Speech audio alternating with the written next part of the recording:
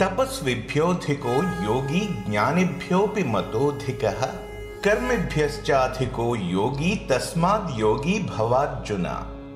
ఒక యోగి తపస్వి కంటే ఉన్నతమైనవాడు, జ్ఞాని కంటే ఉన్నతమైనవాడు, ఇంకా కర్మి కంటే కూడా ఉన్నతమైనవాడు.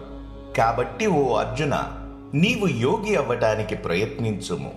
తపస్వి అంటే మోక్షప్రాప్తి సాధనకి సహాయంగా తనకు తానే శారీరక నిష్ఠలు విధించుకుని తీవ్ర కఠిన జీవన విధానాన్ని అవలంబిస్తూ ఇంద్రియ సుఖాలకు దూరంగా భౌతిక సంపత్తి ఏమీ కూడబెట్టక ఉండేవాడు.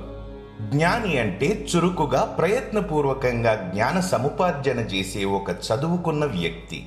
కర్మి అంటే భౌతిక సంపత్తి కోసం, స్వర్గాదిలోక ప్రాప్తి కోసం వైదిక కర్మకాండలు ఆచరించేవాడు.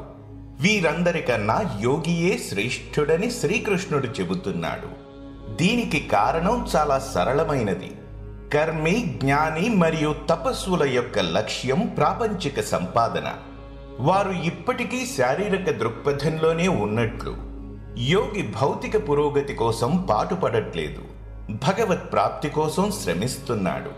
అందుకే యోగి సాధించేది ఆధ్యాత్మికమైనది. అందుకే యోగి వీరందరికన్నా ఉన్నతమైనవాడు.